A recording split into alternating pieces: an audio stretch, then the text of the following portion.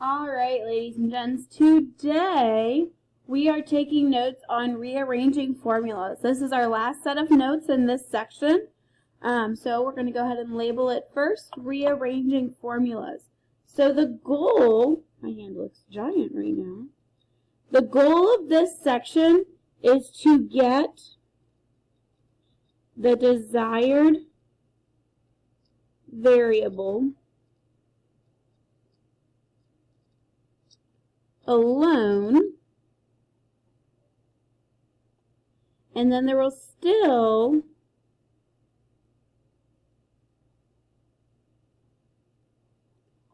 be two or more, usually two,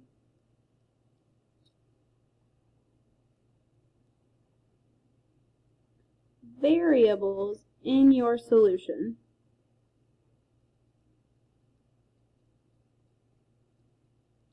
So there will still be two or more variables in your solution, and that's totally okay.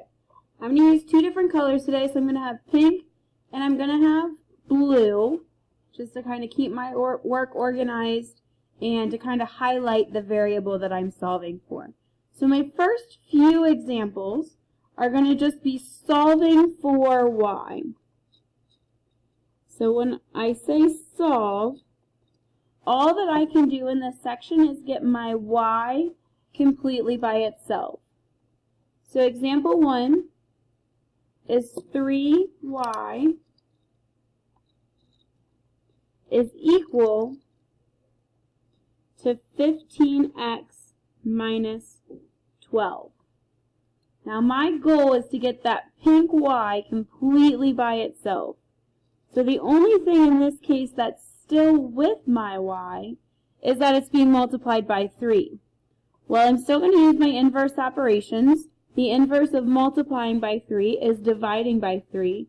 If I multiply one thing, I have to multiply everything else. 3 divided by 3 is 1, so my y is completely alone now. 15 divided by 3 is 5. I keep my x with it. And then 12 divided by 3 is 4. My goal is to solve for y to get y by itself. So in this case, I rearrange this formula into y equals 5x minus 4.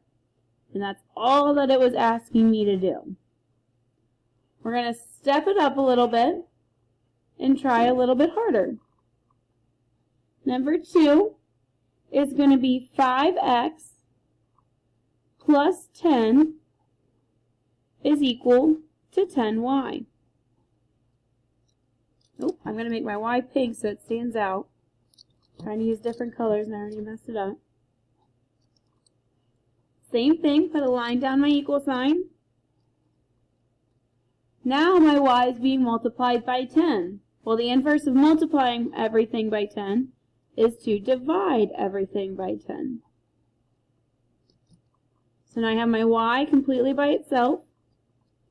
10 divided by 10 is just a 1.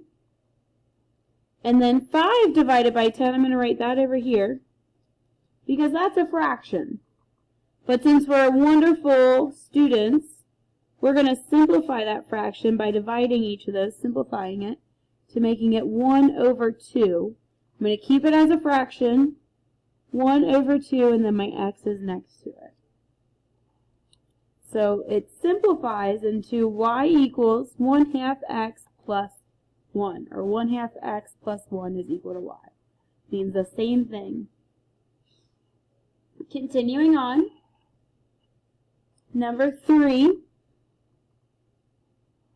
we're going to do 8x minus 4y is equal to negative 4.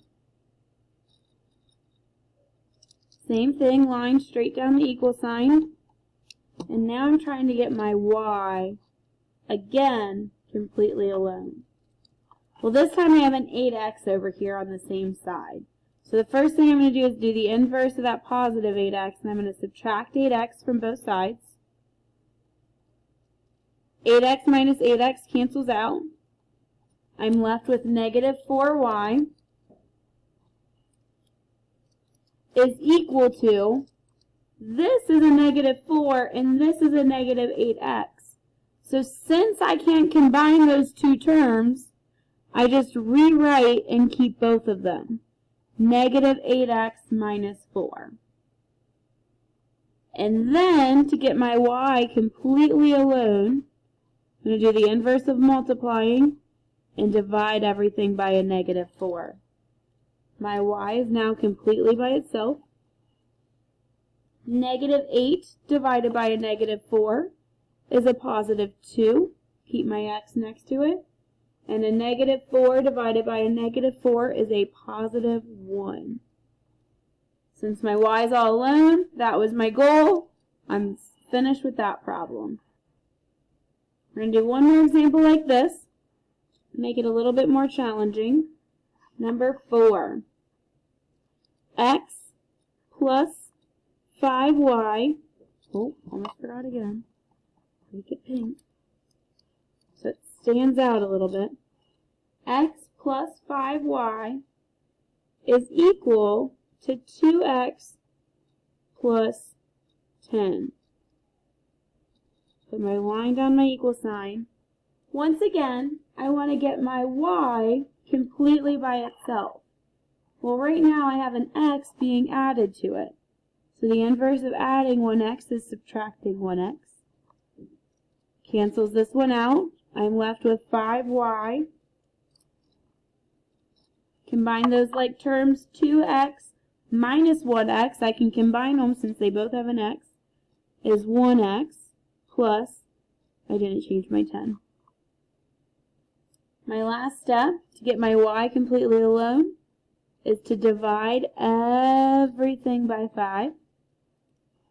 I'm left with my y all alone. 1 divided by 5, I can't do that evenly, so I just leave it as a fraction. 1/5 x plus 10 divided by 5 is equal to 2, and y is completely alone. So that's my rearranging formulas when I'm solving for y. On the back of this page, I'm going to flip it over. And I can also rearrange just regular formulas. We're going to do 2 examples of those. So the first one is the area of a triangle. Area of a triangle is equal to 1/2 times the base times the height. So I'm going to solve this formula for the height. I'm going to change that into a different color so it stands out a little bit. And I want to get that h all by itself. Well, the first thing I want to do is to get rid of that 1/2. Well, the opposite of multiplying by 1/2 is dividing by 1/2. And if I divide by 1/2, that's the same as multiplying by 2/1. And multiply by 2/1 on one side, I got to do it on the other. These two cancel out. They're just on either end, so I kind of ran out of room. And then I'm left with 2a over 1, which remember I don't have to write the 1, is equal to the base. Ah! Light turned off. That was scary. To the base times the height. I'm so close to having my h all alone. Right now, b is being multiplied by h. So the opposite of multiplying is to divide both sides by b. And then h, because these two will cancel out, h is now all by itself. H is equal to 2a over b. That's my answer. So it looks a little weird because it still has a bunch of letters in it, but since my goal was to get h all alone, I did achieve that goal. We're going to do one more. This is our last example in our notes today. And that is perimeter is equal to 2 times the length plus 2 times the width, and we're going to solve for that width. We're going to get w all by itself. First thing I want to undo to get my w all by itself is I want to undo this 2l. So the opposite of adding 2L to 2W is subtracting it. 2L minus 2L cancels out. So over here I have P minus 2L is equal to 2 times W. Sorry about that. And then the opposite of multiplying everything by 2 is to then divide everything by 2.